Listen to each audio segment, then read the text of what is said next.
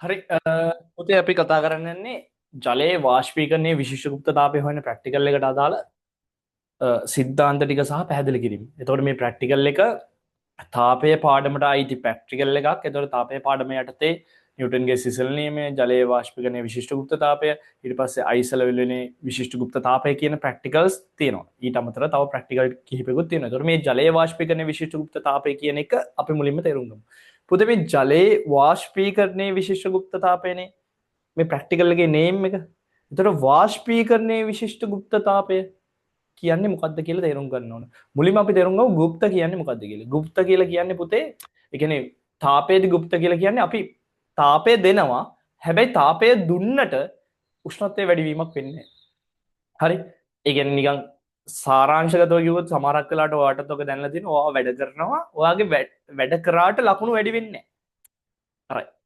ඒ කියන්නේ අපි සමහරක් වෙලාවට මොනවා හරි තාපයක් ඒ කියන්නේ තාපයක් සැපෙව්වොත් තාපය සැපෙව්වට ඒකේ උෂ්ණත්වය වැඩි වෙන්න ඒ තාපය දායක නොවුනට එයාගේ අණු වල තියෙන බන්ධන කඩන්න ඒ තාපය වැය වෙන්න පුළුවන්. ඒ කියන්නේ ඒ අණු අතර අන්තර් අණුක බල තියෙනවා ඒව කඩන්න තාපය වැය වෙන්න පුළුවන්. අන්න ඒ වගේ අවස්ථාවක තමයි මේ ජලයේ නැත්තම් විශිෂ්ට ගුප්ත තාපය කියන කෑල්ල එන්නේ. හරිද? එතකොට ඕක විශිෂ්ට ගුප්ත තාපය විලයනේ සහ ජලය කියන මාතෘකා දෙකටම තියෙනවා. එතකොට පුතේ මේ අයිස් වල ගත්තොත් විලයනේ විශිෂ්ට ගුප්ත තාපයක් වෙන්නේ ජලය වාෂ්ප බවට පත් වෙනවා නම් වාෂ්පීකරණයේ විශිෂ්ට ගුප්ත තාපයක් වෙන්නේ. පොඩි සාම්පල්යක් විදිහට අපි මේ වගේ එකක් සැලකුවොත් අපි හිතමු ඝනයකට තාපය සපයනවායි කියලා. ඝනයකට තාපය සැපුවොත් ඔන්න ඔය වගේ ආකාරයේ පස්තාරයක් තියරි වල ඔයා කරලා ඇති. හරි? මේ උෂ්ණත්වය කියලා හිතුවොත් අපි මේ කියන්නේ කාලය කියලා හිතුවොත් ඔයාට මේ වගේ පස්තාරයක් කරලා ඇති. එතකොට මේ වගේ පස්තාරයක මෙන්න මේ කියන්නේ Q = ml. ඒ කියන්නේ මෙතන තියෙන්නේ විලයනේ විශිෂ්ට ගුප්ත තාපයක්. මෙන්න මෙතන තියෙන්නේ වාෂ්පීකරණයේ විශිෂ්ට ගුප්ත තාපයක්. සාමාන්‍ය විලයනයට වඩා වාෂ්පීකරණයේ විශිෂ්ට ගුප්ත තාපයේ අගය වැඩි. එතකොට මේක T1 කියලා කිව්වොත් මේක T2 කියලා කිව්වොත් මෙතන තියෙන ද්‍රවාංකයක් මේ තියෙන තාපාංකයක්. එතකොට මේ ගුප්ත තාපය කියන්නේ මොකක්ද කියලා ඔයාට අයිඩියා එකක් එනවා. දැන් මේවට වළංගු Q = mc θ. උෂ්ණත්ව වෙනසක් වෙනවනේ මේ තියෙන්නේ. θ කියන්නේ උෂ්ණත්ව වෙනසන්නේ ඩෙල්ටා θනේ. මේ අවස්ථාවලදී මේ තියෙන්නේ ඝන ද්‍රව අවස්ථාවක්. මෙතන ද්‍රව වායු අවස්ථාවක්. බන්ධන කැඩෙන්නේ මේ අවස්ථාවේ. වැඩේ පැහැදිලිද? ඒ කියන්නේ අපි සරලව කිව්වොත් වාෂ්පීකරණයේ විශිෂ්ට ගුප්ත තාපය කියලා කියන්නේ ජල කියන්නේ ද්‍රව අවස්ථාවේ පවතින නැත්නම් ද්‍රව අවස්ථාවේ පවතින ඒ කියන්නේ තාපාංකයේදී ද්‍රව අවස්ථාවේ පවතින ද්‍රවයක ඒකක ස්කන්ධයක් උෂ්ණත්ව වෙනස් වීමකින් තොරව වායුමය අවස්ථාව බවට පත් කරන්න දෙන්න ඕන ශක්තිය. වැඩේ පැහැදිලිද? ඒ කියන්නේ කොටින්ම කිව්වොත් Q = ml වල මේ m කියලා කියන්නේ ද්‍රව ස්කන්ධයක් නම් ඒ ද්‍රව ස්කන්ධ කිලෝග්‍රෑම් එකක් නම් Q = L වෙනවා. ඒ කියන්නේ මේ තියෙන්නේ වාෂ්පීකරණයේ විශිෂ්ට ගුප්ත තාපය. වැඩේ පැහැදිලිද? එහෙනම් ගුප්ත තාපය කියන එක අපි මුලින් ඉගෙන ගත්තා. ඒකේ කිසිම ප්‍රශ්නයක් නැහැ. මම ඊළඟ කොටසට එන්නම් ජලයේ වාෂ්පීකරණයේ විශිෂ්ට ගුප්ත තාපයේ ප්‍රැක්ටිකල් එකට. එතකොට දැන් අපි ගුප්ත කියන විශිෂ්ට ගුප්ත තාපය කියන කෑල්ල දන්නවා. ජලය කොහොමද දන්න ඕනේ? වාෂ්පීකරණය ගැන පොඩ්ඩක් ඉගෙන ගමු. වාෂ්පීකරණය කියන්නේ පුතේ මේ වාෂ්පීකරණයක් ගැන කතා කරන්න නම් තාපාංකයක් තියෙනවා. ඒ කියන්නේ ජලයේ සංතෘප්ත වාෂ්පීඩනය වායු ගෝලීය පීඩනයට සමාන වුණාම වාෂ්පීකරණයක් ඇති වෙනවා. හරිද? වැඩේ පැහැදිලිද? එතකොට වාෂ්පීකරණයයි වාෂ්පීභවනයයි කියලා දෙකක් තියෙනවා. වාෂ්පීභවනය ඕනම අවස්ථාවක වෙනවා. වාෂ්පීකරණය ගැන තමයි මේ අපි කතා කරන්නේ. එතකොට මේ වාෂ්පීකරණයේ විශිෂ්ට ගුප්ත තාපය හොයන ප්‍රැක්ටිකල් එකේදී අපි මුලින්ම කරන්නේ මේ වගේ ඇටෝමක් නිර්මාණය කරගන්නවා. ඒ කියන්නේ මේකට කියන්නේ හුමාල ජනකයක් කියලා. හුමාලේ නිපදවන අයිටම් එක. හුමාල ජනකය පුතේ. හරි? මේක හුමාල ජනකය. එතකොට මේ තියෙන්නේ ජලය. හරි? මේ තියෙන්නේ උෂ්ණත්වමානයක්. මේ තියෙන්නේ පුතේ ආරක්ෂක නලයක්. මේ දාන්නේ උපකරණීය ආරක්ෂාවට, පුද්ගලයාගේ ආරක්ෂාවට. ඒ කියන්නේ ඇතුළේ පීඩනය, වායු ගෝලීය පීඩනය එක මොන වගේද චේන්ජ් වෙන්නේ කියලා හොයාගන්න. ආරක්ෂක නලය. එතකොට මේ ආරක්ෂක නලය ගත්තට පස්සේ පුතේ මේ ආරක්ෂක නලය සිහින් ඍජු එකක් වෙන්න ඕන, දිග වෙන්න ඕන, ජලය ගිල්වලා තියෙන්න ඕන. මම කාරණා කිහිපයක් කිව්වා. සිහින් ඍජු නලයේ මේ නලය ජලය ගිල්වල තියෙනවා. එතකොට මේ තියෙන්නේ කම්බි දැලක්. හරි. කම්බි දැලක් දාන්නේ අපි පතුලට ඒකාකාරීව තාපය සපයන්න. එතකොට මේ තියෙන්නේ බන්සන් 1000ක්. බන්සන් 1000ක්. එතකොට මේ තියෙන්නේ තෙපාවක්. හරි. එතකොට පුතේ මේ තියෙන්නේ අපි ගත්තොත් කැල්ලමීටරයක්. හරි. කැල්ලමීටරය තුල මේ තියෙන ජලය මේ තාප පරිවර්ණය කරන්න යොදාගත්ත පරිවාරක මේ තියෙන්නේ. මේ තියෙන උෂ්ණත්වමානයක්. හැබැයි මේ උෂ්ණත්වමාන ගත්තම උෂ්ණත්වමාන දෙකක් තමයි තියෙන්නේ. කියන්නේ මෙතනදී පාවිච්චි වෙන උෂ්ණත්වමානය 0.100යි උෂ්ණත්වමානයක්. මෙතන 0.50යි. ඒකට හේතුවක් තියෙනවා. මෙතනදී හිමාලය තමයි යන්නේ. මෙතනදී හිමාලයක් එන්නේ නැහැනේ. ඒ කියන්නේ මෙතනින් හිමාලයාවට මේ ජලයනේ රත් වෙන්නේ. ඒතර ලොකු පරාසයක එකක් මෙතනට ඕනේ. මේකට කියනවා හිමාල හබකේ. එතකොට මේ තියෙන්නේ හිමාල හබකේ එකතු වෙන ජලය එළියට ගන්න දාපු බටයක්. මේ තියෙන්නේ මෙතනින් එන බටේ. ඔන්න ඔය තමයි පරීක්ෂණයේ කොටස් ටික විදියට නම් කරොත් ওই විදියට එනවා. එතකොට පොඩි අයිඩියා එකක් එන්නේ නැති අපි බලමු මේ අයිටම්ස් වලින් මොනවද වෙන්නේ කියලා. හරි. හරි. අපි මුලින්ම මේ හිමාල ජනකයට ජලය දානවා. ජලය දාලා බන්සන් 10කින් එක රත් කරනවා. රත් කරාට පස්සේ ටික වෙලාවක් ගියාට පස්සේ මේ උෂ්ණත්වමාන පාඨාංගය තියෙනවානේ. මේ උෂ්ණත්වමාන පාඨාංගය 100ක් වුණොත් ඒ කියන්නේ අපි මේ කතා කරන්නේ සම්මත වායුගෝලීය පීඩනය යටතේ. එතකොට 100ක් වුණොත් අපි දන්නවා මේක තාපාංකයට ලක් වෙලා කියලා. ඒ කියන්නේ මෙතන තියෙන්නේ ජල වාෂ්ප නෙවෙයි. අනිවාර්යෙන්ම වාෂ්පීකරණයෙන් හැදිච්ච මේ අර වාෂ්පීභවණය වෙච්ච ඒව නෙවෙයි වාෂ්පීකරණය වෙච්ච ඒව කියලා අපිට අයිඩියා එකක් තියෙනවා එතකොට. එතකොට මෙතනින් එන වාෂ්ප වලින් අපිට මේ උෂ්ණත්වය හොයාගන්න පුළුවන්. මේ උෂ්ණත්වය වාෂ්ප වල උෂ්ණත්වය හොයන්න ඕන නිසා මේක කොයි වෙලාවකවත් අපි ජලය ගිල්වන්නේ නැහැ. එතකොට මේක මේ විදිහට තියෙනවා. ඊළඟට මෙතනින් නිකුත් වෙන වාෂ්ප ටික මෙන්න මෙහෙම මෙතනට එනවා. මේක කෙලින්ම ජලයට එකතු වෙන්න සලස්සලා නැහැ. මොකද ටිකක් වෙලා යද්දි මේකත් එක්ක වතුර වැටෙන්න පුළුවන්. මොකද මේ බටේ සිසිල් වෙලා සහ කාලයත් එක්ක එහෙම වෙන්න පුළුවන් නිසා. එතකොට මෙතනින් එකතු වෙන ජලය ඉවත් කරන්න තමයි මේක තියෙන්නේ. එතකොට ඊළඟට මේ තියෙන්නේ හිමාල හබකේ මේ වගේ බටයක් තියෙනවා. මේ හිමාල හබකේ මේ බටෙන් කරන්නේ මේ එන හිමාලය මෙහෙම යවන එක. ඒ කියන්නේ මේ හැඩය දීලා තියෙන්නේ වාෂ්පයකට විතරක් මේ විදිහට යන්න. නැත්නම් ද්‍රවයකුත් යන්න පුළුවන් නිසා. හරි. එතකොට මේකයි ගත්තත් මේක ගිල්ලන්නේ නැහැ ජලය. ඒකට හේතුව තාපය මෙහෙන් ගලලා අදාළ පරීක්ෂණයේ දෝෂයක් ඇති වෙන්න පුළුවන්. එතකොට මෙතන හිමාලය වදින්න සලස්සනවා. මේ තියෙන්නේ කැල්ලිමීටරයක්. එතකොට මේ කැල්ලිමීටරයේ ආරම්භයේදී අපි කරන්නේ මේ කැල්ලිමීටරයට මේ 3න් 2ක් විතර වතුර දානවා. ඒ වතුර දැම්මට පස්සේ මේ එන හිමාලය වැදිලා මේකේ හීට් එක වැඩි වෙනවා. එතකොට මේ හීට් එක වැඩි වෙද්දි අපි පාඨාංග ගන්න එකක් තමයි මේ පරීක්ෂණයේදී කරන්නේ.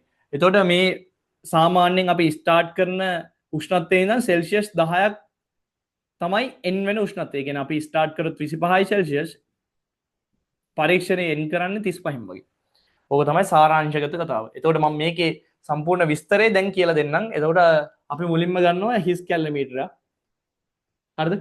මේ හිස් කැල්ලමීටරය ගත්තට පස්සේ හිස් කැල්ලමීටරේ තාපය හානි වෙන්න පුළුවන් නිසා කොහොමද ඔබ දැමු කැල්ලමීටරයක් ගන්නේ ඉතුරු ටික පරිවර්ණය කරලා තියෙනවා. එතකොට හිස් කැල්ලමීටරය මන්තයත් එක්ක මුලින්ම ස්කන්ධය මැනගන්නවා. අපි ඒක M1 කියලා හිතනවා. මන්තය සහිත හිස් කැල්ලමීටරයේ ස්කන්ධය. ඊට පස්සේ ජලය මේකට දානවා සාමාන්‍ය 3න් 2ක් විතර. 3න් 2ක් විතර ජලය දාලා ජලය සහිත කැල්ලමීටරයේ ස්කන්ධය මැනගන්නවා. ඒක M2. එහෙනම් M1 කියන්නේ කැලරි මීටරයේ ස්කන්ධය. M2 කියන්නේ කැලරි මං මෙහෙම විතරක් දානවා ප්ලස් ජලය. ඊට පස්සේ කැල්ලමීටරයේ ආරම්භක උෂ්ණත්වය හොයාගන්නවා අපි θ1. සාමාන්‍යයෙන් මේ ආරම්භක උෂ්ණත්වය අපි ගන්න පුතේ මේකේ තුෂාරාංකයට වැඩි උෂ්ණත්වයක්. තුෂාරාංකය කියලා කියන්නේ පුතේ අපි ඒක පස්සේ ඉගෙන ගමු. උදාහරණයක් විදිහට අපි හොයාගන්නවා. ඒ කියන්නේ මේකේ මේ පරීක්ෂණය කරන්න කලින් අපි දත්තයක් විදිහට තුෂාරාංකය පොඩ්ඩක් දැනගෙන ඉන්න ඕන. උදාහරණයක් විදිහට තුෂාරාංකය 23යි කියලා හිතන්න. සෙල්සියස්. පරිසර උෂ්ණත්වය අපි හිතමු 29යි කියලා සෙල්සියස්. එහෙනම් මම මේක ස්ටාර්ට් කරන්න පුළුවන් මට 24යි සෙල්සියස් වලින් පරීක්ෂණය ස්ටාර්ට් කරන්න පුළුවන්. තුෂාරාංකයට වඩා වැඩි වෙනවා. එතකොට මේ අතර ગેප් එක 5යිනේ. ඊට පස්සේ පරිසරයට වඩා 5කින් ඉවර කරනවා. ඒ කියන්නේ 34යි සෙල්සියස් වලින් තමයි මම මේ පරීක්ෂණය ඉවර කරන්නේ. කියපු දේ පැහැදිලිද දන්නේ නැහැ. ඒ කියන්නේ තුෂාරාංකය දැනගන්න ඕන. තුෂාරාංකයට වඩා වැඩි උෂ්ණත්වයක් තමයි මේ T1 කියලා ගන්න. එතකොට ඒක අරගෙන ඒකයි පරිසර උෂ්ණත්වය අතර ગેප් එක හොයාගෙන නිකන් දලව හරි ඒ ગેප් එකට සමාන ગેප් එකක් n වෙන විදිහට තමයි මේ පරීක්ෂණය අවසන් කරන්නේ. ඒ කියන්නේ ආරම්භයේදී අපිට සිසිල් ජලය ගන්න වෙනවා. සිසිල් ජලය අරගෙන මේ හිමාලය වදින්න සලස්සලා උෂ්ණත්වය වැඩි කරලා, ඒ කියන්නේ පරිසර උෂ්ණත්වයට වඩා වැඩි වෙන විදිහට මේ විදිහට පරීක්ෂණ ඉවරයක් කරන එක තමයි අපි කරන්නේ. ඊළඟට අපි ගන්නවා T2. එහෙනම් මිශ්‍රණයේ උපරිම උෂ්ණත්වය මෙතන ගන්න. උපරිම උෂ්ණත්වය. ඊළඟට අපි ගන්නවා පුතේ අවසාන වශයෙන් M3 පරිස්සමටම ගන්න ඕනේ එක. ඒක කැලරිමීටර ස්කන්ධය ප්ලස් ජලයේ ස්කන්ධය ප්ලස් හුමාල ස්කන්ධය. හුමාල ස්කන්ධය ගොඩක් පොඩි අගයක් නිසා මේක තමයි පරීක්ෂණයේ පට්ටම සංවේදීතාවය වැඩිම පාඨාංකය. කියන්නේ හරිම පරිස්සමෙන් මේක ගන්න ඕන පුතේ. මේක නිකන් හරි වැරදුනොත් අර L10ගේ සෑහෙන්න වෙනස් වෙනවා. මොකද Q සමානයි ml වල මෙන්න මේක මත තමයි මේක ඩිපෙන්ඩ් වෙන්නේ සම්පූර්ණයෙන්. ඒ නිසා මේක පරිස්සමටම ගන්න ඕන. මේක මාර වැදගත් පාඨාංකයක්. හරි.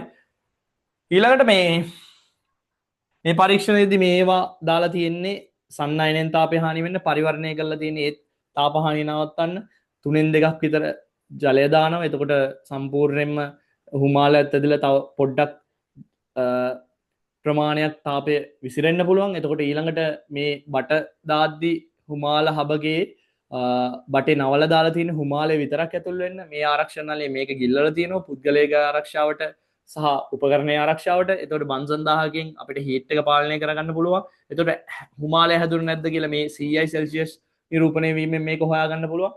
එතකොට මේ පරීක්ෂණය කරගෙන යද්දී අවසානයේදී අපි කරන්න හදන්නේ වාෂ්පීකරණයේ විශිෂ්ට ගුප්ත තාපය සෙවීමනේ. එතකොට ඒකට අදාළ කන්සෙප්ට් එක තමයි හුමාලය පිට කරන තාපයක් ඒ හුමාලය පිට කරන තාපයේ ජලය කැලරිමීටරය ලබා ගන්නවා. එතකොට ඒකට අදාළ ප්‍රකාශන ලියුවොත් හුමාලය පිට කරන තාපය හරි හුමාලය පිට කරන තාපය කියන්නේ අපි දන්නවා තාපය කියන එක වැඩි තැන ඉඳන් අඩු තැනට යන එකන්නේ. හරි තාපය කියන්නේ වැඩි තැන ඉඳන් අඩු තැනට ගලන එක. හුමාලය පිට කරන තාපය ජලයයි කැලරිමීටරය ලබාගත් තාපයට සමානයි කියලා හිතනවා. ඒකට තමයි මේ ඔක්කොම කරන්නේ. කැලරිමීටරය ලබාගත් තාපය. හරි හුමාලය පිට කරන තාපය හුමාලයේ තාපය පිට කරන විදි මේ වෙලාවේ දෙකක් විදිහට අපිට දක්වන්න පුළුවන්. ඒ කියන්නේ හුමාලය ටික වෙලාවකදී ජලයක් වෙනවා තාපය පිට කරන නිසා. හුමාලය පිට කරන තාපය M3 ඍණ M2. ඒ කියන්නේ මේ තියෙන්නේ හුමාල ස්කන්ධය. M3 ඍණ M2 කියලා කියන්නේ. ජල ස්කන්ධය වුණොත් ජලය විතරක් තියෙන ස්කන්ධය වුණොත් ජල ස්කන්ධය මට හොයාගන්න පුළුවන් M2 ඍණ M1. හුමාල ස්කන්ධය හොයාගන්න පුළුවන් M3 ඍණ M2. එහෙනම් මෙතන M3 ඍණ M2. වතාවක් අපිට ඕන දත්තය. ඒ කියන්නේ අපිට ඕන හොයාගන්න ඕන විලනේ විශිෂ්ට ගුප්ත තාපය. ධන මෙන්න මේ කියන හුමාලය ටික වෙලාවකින් ජලය බවට පත් වෙනවා. මෙන්න මේ කියන චූටි ස්කන්ධය. එතකොට M3 ඍණ M2 වතාවක් ජලයේ විශිෂ්ට තාපධාරිතාවය වතාවක් ඒ Q සමානයි MC තීටනේ. මේ තියෙන M මේ තියෙන C තීට කියන්නේ C ඍණ T2. T2 කියලා කියන්නේ අවසාන උපරිම උෂ්ණත්වය. ඕක තමයි පුතේ මේ හුමාලය පිට කරපු තාපය. එතකොට හුමාලය පිට කරපු තාපය ජලයයි කැලරිමීටරයයි ගන්න ඕනේ. එහෙනම් ජලය කැලරිමීටරයයි ලබාගත තාපය කියලා ගන්න පුළුවන්. ජලය ලබාගත තාපය කියලා කියන්නේ ජල ස්කන්ධය වතාවක්. ඒ කියන්නේ Q සමානයි MC තීටනේ. මේ තියෙන්නේ ජල ස්කන්ධය. එහෙනම් MC කියන්නේ CW. හරි. තීට කියලා කියන්නේ අවසාන උෂ්ණත්වය ඍණ ආරම්භක උෂ්ණත්වය. ප්ලස් මොකද කැලරිමීටරයක් ගන්න ඕනේ. කැලරිමීටරයේ විශිෂ්ට තාපධාරිතාවය C1 කියලා හිතුවොත් කැලරිමීටර ස්කන්ධය M1 කැලරිමීටරයේ විශිෂ්ට තාපධාරිතාවය C1 කියලා හිතුවොත් ඒකේ තාපය T2 ඍණ T1. එතකොට මේ පරීක්ෂණය සිදු කරගෙන යද්දී අපිට දත්ත වශයෙන් ඕන තුෂාරාංකය වායුගෝලීය පීඩනය කැලරිමීටරයේ විශිෂ්ට තාපධාරිතාවය ජලයේ විශිෂ්ට තාපධාරිතාවය කියන දත්ත හතර ඕන අනිවාර්යෙන්ම. නැත්තම් මේ පරීක්ෂණයේදී අපිට මේක සුළු කරගන්න බැරි වෙනවා. හරි නේද? එතකොට මෙන්න මෙතනින් L උක්ත කරන්න තියෙන්නේ. L උක්ත කරන්න කියන්නේ පුතේ මේ පදේ මෙහෙට දානවා. ඊට පස්සේ මේකෙන් බෙදනවා. මම හිතනවා ඒක කරගන්න පුළුවන් කියලා ඕලවල සූත්‍ර උක්ත කිරීම. හරි? හරි සරල දෙයක් තියෙන්නේ. මෙන්න මේ පදේ මේ පැත්තට දාන්න. එතකොට M3 ඍණ M2 වතාවක් L තියෙන්නේ ඊට පස්සේ M3 ඍණ M2 බෙදන්න. එතකොට ඒක කරගන්න පුළුවන් මං හිතන්නේ ඕනම දරුවෙක්ට කිසිම ප්‍රශ්නයක් නැහැ. අනිවාර්යයෙන්ම විලයනීය විශිෂ්ට ගුරුත්ව තාපය සඳහා ප්‍රකාශනයක් ලියා දක්වන්න මේ L සඳහාම ප්‍රකාශනයක් ලියා දක්වන්න කිව්වොත් මේක උක්ත කරන්න අනිවාර්යයෙන්ම උක්ත කරලා තියෙන්න ඕන. වැඩි පැහැදිලිද? හරි. මං හිතනවා මේක ගැන ලොකු අයිඩියා එකක් එන්න ඇති කියලා.